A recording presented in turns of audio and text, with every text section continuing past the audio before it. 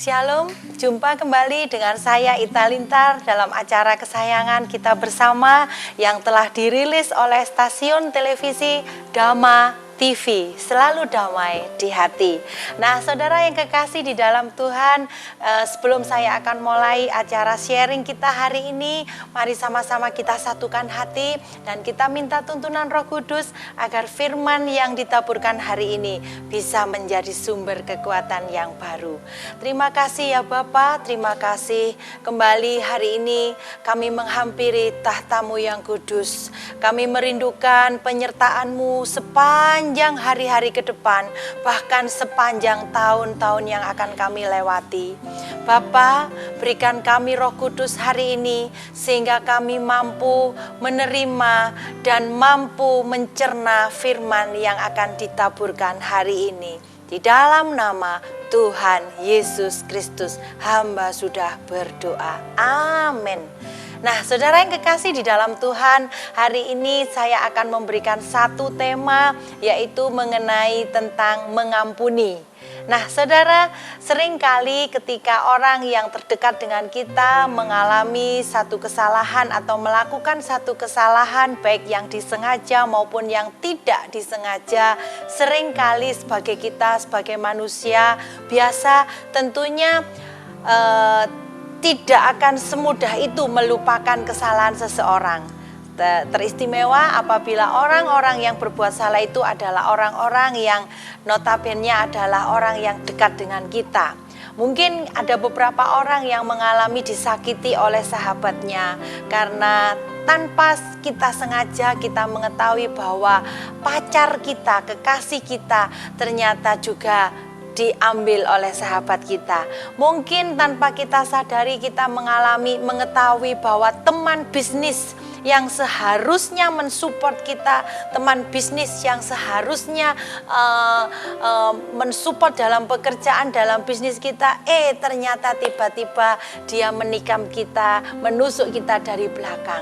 Juga di dalam kehidupan pelayanan, orang yang kita hargai, orang yang seharusnya kita anggap sebagai kakak senior kita di dalam pelayanan atau adik senior kita di dalam pelayanan, bahkan mungkin orang tua di dalam pelayanan kita ternyata tiba-tiba berbuat yang mendukakan hati kita.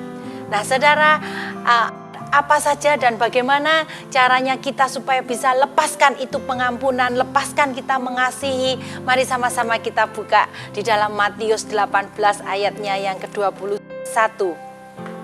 Di sini di dalam perikop ini dikatakan bahwa Petrus sedang berbincang dengan Yesus. Lalu ayat 21, kemudian datanglah Petrus dan berkata kepada Yesus, Tuhan, sampai berapa kali aku harus mengampuni saudaraku jika ia berbuat dosa terhadap aku? Sampai 7 kali? Yesus berkata kepadanya, bukan, aku berkata kepadamu, bukan sampai 7 kali, melainkan sampai 70 kali 7 kali. Nah, saudara yang kekasih di dalam Tuhan, ini adalah salah satu percakapan Petrus dengan Yesus ketika Petrus mengatakan, kalau ada orang yang bersalah kepadaku, aku harus mengampuni berapa kali Yesus? Apakah hanya 7 kali? Tetapi Yesus katakan bukan hanya 7 kali, tetapi engkau harus mengampuni 7 kali 70 kali. Nah, saudara, manusia sulit mengampuni sebab manusia memang dari dasarnya adalah hamba dosa. Nah, ketika manusia ini bisa mengampuni, tetapi sesungguhnya roh yang ada di dalam tubuhnya masih belum mampu untuk mengampuni. Matius 26 ayat 41 mengatakan bahwa sesungguhnya roh berkehendak, tetapi tubuh adalah lemah. Nah, saudara, sebab itu kalau manusia mau mengampuni, biasanya yang pertama itu adalah karena dia hanya menahan, atau istilah bahasa Jawanya ngempet atau menunda atau menahan saja untuk mencari kesempatan. Kapan ya aku nanti bisa membalas gitu ya saudara. Tapi saya yakin dan percaya hari ini pemirsa yang dikasihi Tuhan pasti bukanlah pemirsa yang hanya mau mengampuni dalam bahasa tanda kutipnya ngempet atau menunda. Percaya katakan amin. Nah, saudara, ketika menahan atau bahasa Jawanya ngempet itu bahasa bahasanya biasanya adalah tindakan yang dilakukan hanya untuk menunda. Tetapi ketika dia bisa melepaskan apa yang ditunda atau apa yang ditahan atau apa yang diempet, maka sesuatu yang buruk akan terjadi, yaitu dengan meledak-ledak. Maka orang ini akan bisa, ketika orang ini tidak bisa menahan lagi, maka dia akan marah dengan meledak-ledak. Tetapi saya yakin jemaat-jemaat yang terkasih, para pemirsa yang terkasih, pasti bukanlah orang yang pandai untuk ngempet. Percaya katakan amin. Lalu yang selanjutnya adalah menunda saja. Memang diampuni dengan kata-kata, dengan bibirnya mengampuni, tetapi dia dari hati dan dari rohnya belum bisa melepaskan pengampunan. Sama juga seperti halnya saya mengambil contoh Absalom. Absalom waktu melihat adiknya Tamar dicabuli oleh Amnon, dia kelihatannya tenang-tenang saja. Sepertinya dia orang memandang dia, wah ini Absalom bisa mengampuni. Tetapi sebetulnya Absalom hanyalah ngempet atau menahan saja. Suatu saat dia akan lakukan pembalasan. Sehingga Alkitab ceritakan bahwa Alkitab juga berkata bahwa akhirnya terjadilah balas dendam yang dahsyat yang dilakukan oleh Absalom, ya saudara. Lalu selanjutnya ketika mengampuni dengan tidak tuntas atau tidak bersisa. Memang ada beberapa orang yang bisa mengampuni, tetapi seringkali orang ini tidak bisa tuntas dalam mengampuni. Masih ada dendam di dalam hatinya, masih ada hubungan yang berlangsung itu ada mengakibatkan cacat atau tidak lagi mesra, tidak lagi harmonis seperti sebelumnya. Lalu yang ketiga, kelompok yang ketiga, yaitu orang-orang yang baik, yang bisa menyalurkan dengan cara mengampuni tetapi dari mulut saja, tetapi tindakannya masih emosional, ya saudara. Nah, tetapi semua itu yang saya berikan contoh-contoh, ketiga contoh hal di atas, saya yakin itu bukanlah para pemirsa yang tercinta yang hari ini secara kebetulan menyaksikan program kami Mutiara Kasih. Nah saudara yang kekasih, Yesaya 64 mengatakan bahwa tetapi kami sekalian seperti orang najis jua, dan segala kebenaran kami seperti sehelai kain yang larah. Sebab itu kami sekalian pun luruh seperti daun, dan kami dibawa oleh kejahatan kami seperti diterbangkan oleh angin. Nah saudara yang kekasih, janganlah heran ketika kita memiliki satu budaya manusia modern ataupun manusia yang purba, bahwa ada kebencian, ada sentimen, ada balas dendam, bahkan ada pembunuhan yang bagi orang-orang yang sulit untuk mengampuni. Yang selanjutnya ketika manusia ini berkata, berapa kali aku harus mengampuni? Bagi pemikiran Petrus mengatakan, mengangan-angankan bahwa kalau satu hari berarti idealnya 7 kali. 7 kali aku akan mengampuni. Tetapi ketika Yesus mengatakan bahwa bukan hanya 7 tetapi kalikan 70. Kalau kita jumlahkan tentunya jumlahnya menjadi 490. Nah, padahal 490 itu bisa dikatakan kalau 24 jam dalam sehari itu ketemunya 1440 menit. Artinya berarti 1440 dibagi dengan 490. Berarti hampir setiap 3 menit ketika ada orang yang bersalah dengan kita, 3 menit itu pun kita harus mengampuni. Percaya katakan amin. Nah, saudara, pertanyaannya di sini adalah apakah kita mampu? Nah saudara, jawabannya hari ini juga akan saya sharingkan bahwa ketika kita menjadi anak-anak Kristus, ketika kita dibaharui oleh oknum yang bernama Roh Kudus, percaya dan yakinlah bahwa kita pun mampu memberikan pengampunan bagi saudara-saudara kita yang pernah bersalah kepada kita. Percaya katakan amin. Yang pertama yaitu mengapa Kristus Tuhan mengajarkan bahwa kita harus mampu mengampuni saudara-saudara kita, bahkan setiap 3 menit kita harus mampu memberikan pengampunan. Yang pertama yaitu kita harus mampu mengampuni tanpa batas. Katakan bersama saya harus mampu mengampuni tanpa batas. Amin. Nah saudara, kita dari manusia yang harusnya berlumpur dosa. Harusnya ada dosa-dosa yang kita tanggung. Tetapi karena karya penebusan Kristus yang ajaib, anaknya yang tunggal diberikan untuk menebus dosa-dosa kita. Sehingga harusnya kita mendapatkan hukuman kekal, tetapi karena karya Kristus yang ajaib di kayu salib, kita pun dihapuskan semua pelanggaran kita. Sehingga yang pertama, seperti halnya Kristus sudah memberikan pengampunan kepada kita tanpa batas, no limits. Seperti itulah kita harus mengampuni saudara-saudara kita yang bersalah. Baik sekalipun itu sepertinya disengaja, ataupun sepertinya mereka tidak sengaja melukai perasaan kita. Hari itu, mari kita belajar sebelum matahari terbenam, kita memberikan pengampunan tanpa batas. Yang percaya katakan amin.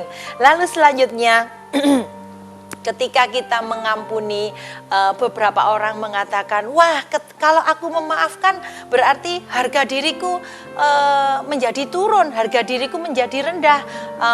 Sorry, aku nggak mau mengampuni, aku nggak mau karena aku adalah orang terpandang, aku adalah saudara tua, aku adalah orang yang berkedudukan, untuk apa aku mengampuni? Nah, saudara yang kekasih di dalam Tuhan, ketika engkau menyimpan kepahitan, ketika engkau menyimpan akar pahit itu di dalam hatimu, engkau sedang menciptakan kromosom-kromosom kanker. Engkau sedang menciptakan kromosom-kromosom penyakit yang sulit untuk disembuhkan. Percaya katakan amin.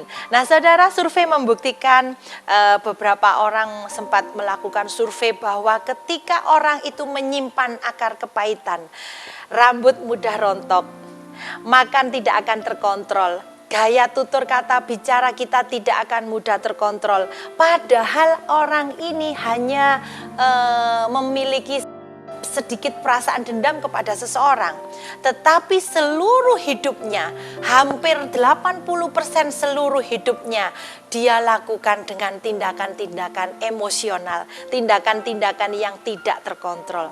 Nah, saudara, tentunya kita sebagai anak-anak Tuhan yang diberikan kepandaian, yang diberikan hikmat oleh Kristus Tuhan, saya yakin dan percaya kita tidak akan menghabiskan sisa hidup kita dengan hal-hal yang sia-sia, dengan melakukan tindakan yang emosional, dengan melakukan makan berlebihan atau akibat stres, atau membiarkan rambut kita rontok hanya karena kita memikirkan kita jengkel dengan salah satu orang. Nah, saudara yang kekasih di dalam Tuhan, ketika kita mampu mengampuni, kita adalah anak-anak Tuhan yang dikenan di hadapan Bapa. Percaya katakan amin. 2 Korintus 5 mengatakan bahwa sebab itu jikalau barang seorang hidup di dalam Kristus, maka ia adalah ciptaan yang baru. Amin. Nah, ketika kita tinggal di dalam Kristus, Kristus tinggal di dalam kita, kita pun wajib dan mampu, harus mampu mengampuni orang yang bersalah kepada kita. Amin. Nah, saudara yang kekasih di dalam Tuhan, ketika kita melepaskan satu pengampunan, maka tanpa kita sadari, kita pun sedang memberikan imun di dalam diri kita untuk menjadi orang yang lebih kuat dari yang hari ini. Yang kedua yang akan bahas di sini adalah bahwa firman Tuhan menuntun kita pun harus melepaskan pengampunan. Ketika saya membaca Matius 6 ini, bukan berarti kita masih di bawah hukum Taurat, bukan berarti kita masih terus-menerus di bawah hukum, tetapi saya hanya ingin menuntun melalui blueprint firman Tuhan yang diberikan kepada kita. Matius 6 ayatnya yang ke-14, demikian firman Tuhan, karena jikalau kamu mengampuni kesalahan orang, Bapamu yang di surga akan mengampuni kamu juga. Tetapi jikalau kamu tidak mengampuni orang, Bapamu juga tidak akan mengampuni kesalahanmu. Bukan berarti kita ada di bawah hukum Taurat. Oh, kalau aku tidak mengampuni berarti aku tidak diampuni.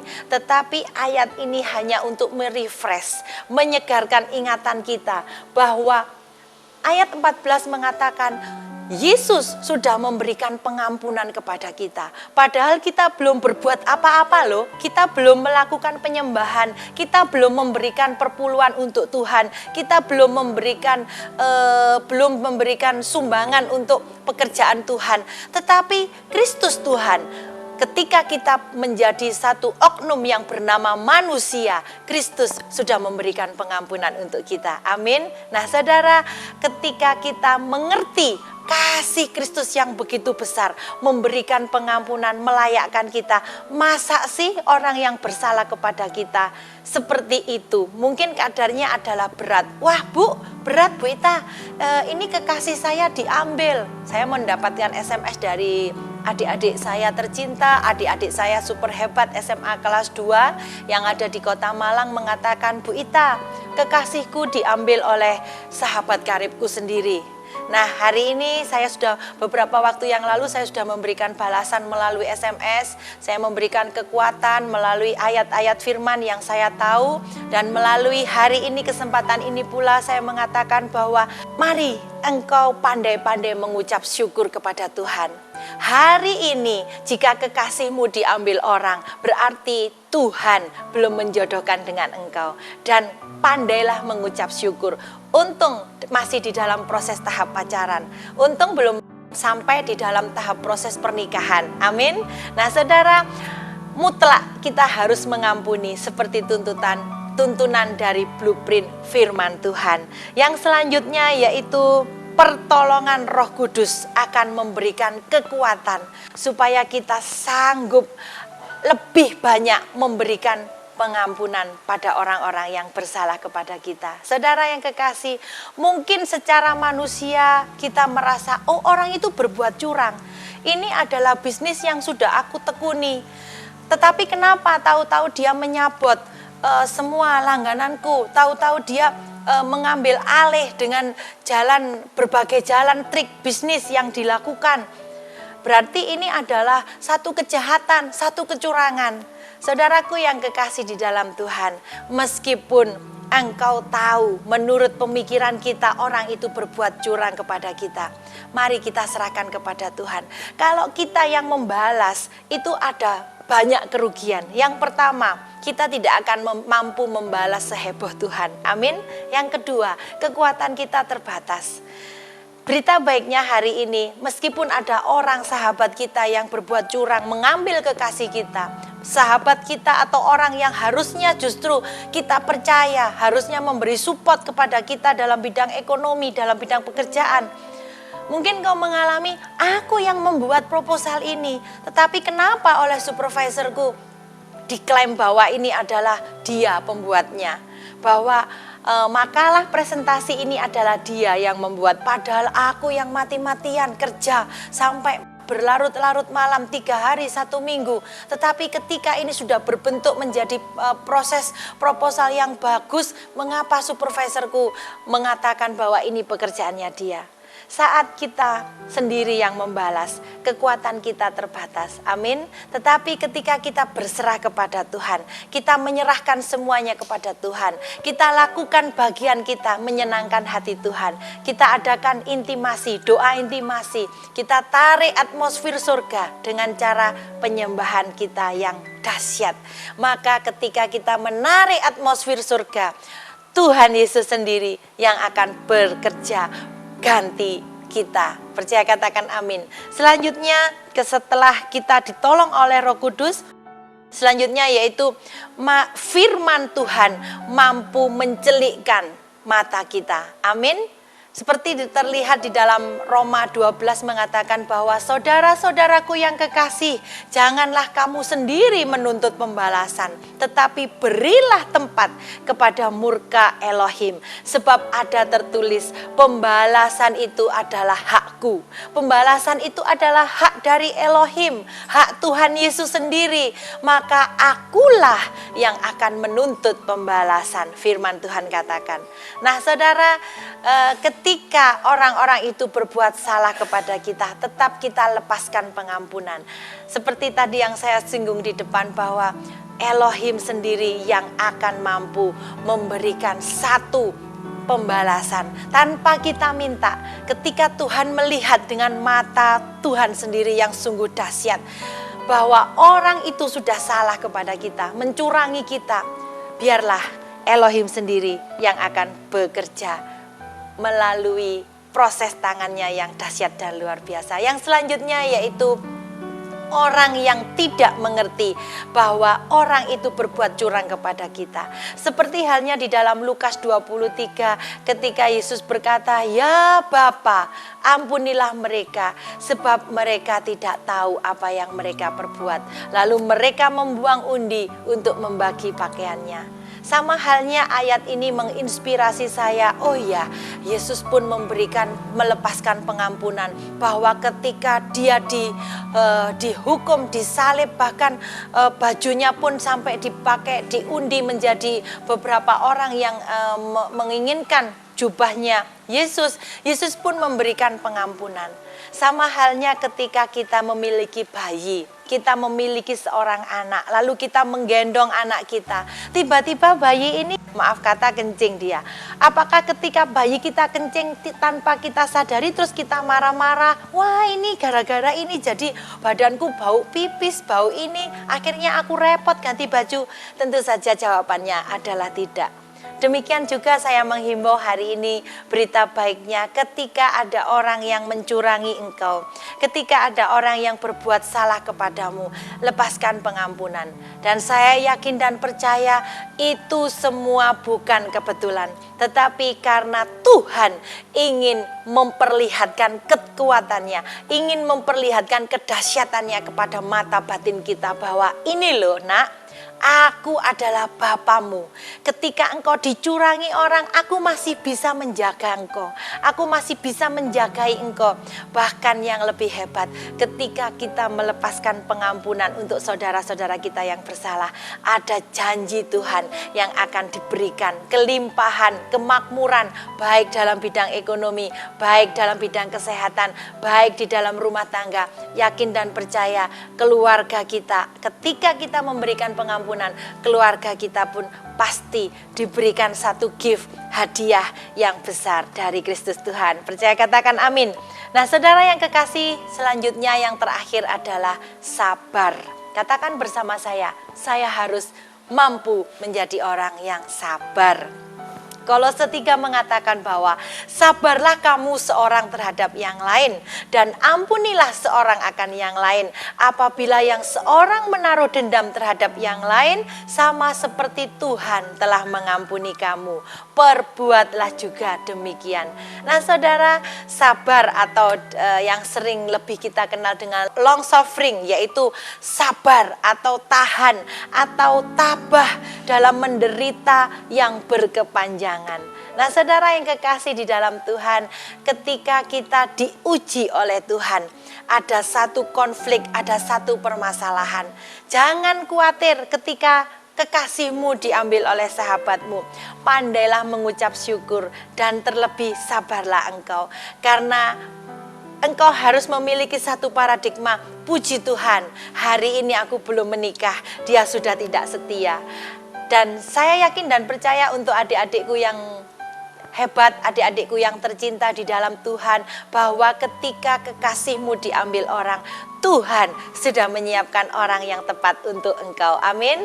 Percaya katakan amin. Nah saudara, kesempatan yang terakhir saya akan bacakan SMS dari sebetulnya SMS banyak sekali, SMS yang menarik yang masuk, tetapi karena waktu yang tidak sempat, mungkin ke depan akan saya buatkan 5 atau 10 SMS yang paling menarik begitu ya.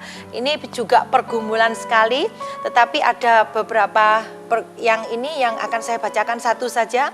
Dari 0878590801 sekian-sekian. Bu Ita, kenapa istri saya kok malas diajak berdoa? Ya, lalu saya jawab, Shalom, dibimbing saja Pak, terus dengan sabar. Ketika dia diajak tidak mau, sebaiknya Bapak langsung saja berdoa di sebelah istri tercinta dengan suara yang pelan dan hanya bisa didengar oleh Anda berdua. Yakinlah Pak, pasti ada jawaban untuk Ibu, supaya Ibu segera mampu berdoa bersama-sama dengan Bapak. Nah saudara, kemudian Bapak ini juga menceritakan ada pergumulan, dia sudah berumur 50 tahun, sedangkan istrinya berumur 45 tahun. Bapak dan Ibu ini mengalami satu keretakan rumah tangga. Nah saudara, saya yakin dan percaya Ketika rumah tangga kita mengalami satu keretakan, bukan berarti dia mendapatkan atau memberikan celah kepada orang lain, tetapi saya yakin dan percaya karena mereka berdua kurang bisa menjaga intensitas dan kurang bisa menjaga hal-hal yang sepatutnya dijaga, ya saudara yang kekasih ya. Dan saya tidak akan panjang lebarkan melalui Mutiara Kasih. Saya yakin dan percaya nanti ada asisten saya yang akan membantu Bapak Ibu Saudara, adik-adikku yang tercinta, juga adik-adik yang masih SMA. Tidak usah ragu-ragu karena kami akan merahasiakan nomor Anda, dan saya yakin dan percaya sekalipun mungkin karena saya kesibukan saya tidak bisa membalas satu persatu SMS Bapak Ibu Saudara yang kekasih, SMS adik-adikku yang tercinta sudah ada di hadapan mezbah Tuhan Yesus Kristus. Amin. Ketika saya manusia biasa belum sempat membalas, ada satu tangan kuasa yang ajaib yang akan membalas keluh kesah doa adik-adik semua dan Bapak Ibu Saudara yang tercinta. Saudara yang kekasih, saya tidak akan panjang lebarkan firman hari ini. Biarlah Roh Kudus yang memampukan kita semua, dan saya akan tutup di dalam doa. Terima kasih ya Bapa, terima kasih, sungguh kami bangga, kami bersyukur karena memiliki Engkau sebagai Bapa dan Juru Selamat. Engkau mengajarkan bahwa setiap 3 menit kami harus memberikan pengampunan. Kami harus mengampuni orang-orang yang ada di sekitar kami ketika mereka berbuat salah.